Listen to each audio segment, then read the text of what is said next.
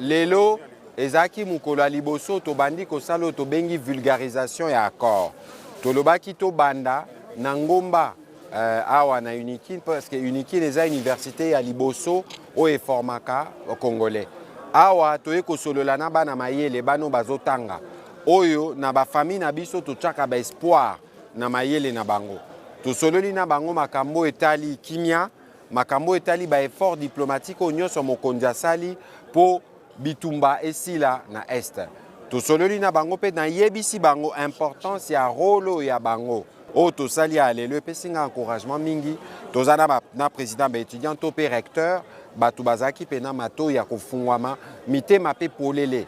Sikoyo to kozela pe bango na ba attitude pe na maloba na bango ba contribuer bisika bazali pour kimia ezonga na mboka. L'université de Kinshasa qui a été choisie en premier, cela nous réconforte dans notre rôle de filles aînées de l'enseignement supérieur et universitaire.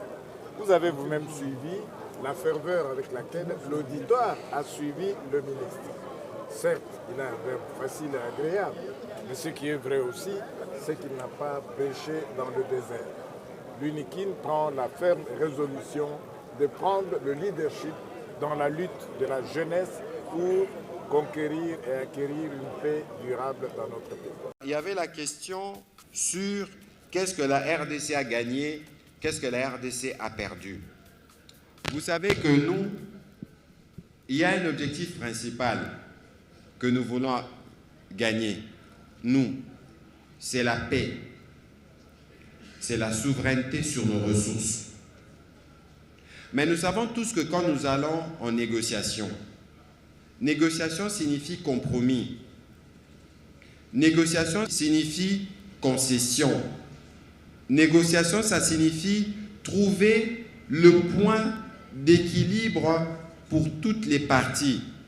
Alors, moi, je ne voudrais pas venir m'exprimer pour dire, voilà, nous avons gagné ça, ça, ça, ça, ça, ou nous avons perdu ça, ça, ça. Le regard ne s'est fait pas pour nous en ces termes-là, mais le regard s'est fait pour nous aujourd'hui en termes d'objectifs.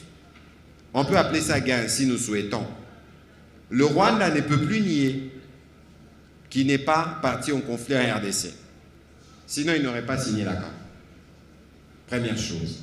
Deuxième chose, nous avons fait prévaloir ce que nous considérons comme ligne rouge, à savoir le respect de notre intégrité territoriale, la souveraineté de la RDC, y compris sur ces minerais. Aujourd'hui, plus question de brassage, plus question de mixage. Je vous ai dit, on a parlé d'intégration au cas par cas. Et donc, c'est clair que tous ces éléments peuvent être considérés comme des gains pour nous. Mais le plus important, c'est pour ça que je ne veux pas, moi, me précipiter, parce que nous connaissons les acteurs en présence. Ça va rejoindre la question qui a suivi. Il y a un scepticisme. Ne vous inquiétez pas. Nous-mêmes, nous avons la volonté politique d'avancer, mais nous savons qui nous avons en face. Mais la particularité justement de cet accord, c'est qu'il y a des garants. N'oubliez pas que tout à l'heure j'ai dit que le Rwanda était sous sanction et que si cet accord ne produit pas les effets escomptés, c'est lui pour le Rwanda de respecter sa part et de contribuer au retour de la paix, les sanctions vont demeurer et leur économie en souffrira. N'oubliez pas ici que j'ai parlé de la raffinerie d'or qui, pour l'exercice 2025, a produit presque 1,4 milliard pour les budgets du Rwanda. Ça veut dire qu'eux aussi, ils ont à gagner en respectant ce qui est prévu ici, en contribuant au retour de la paix.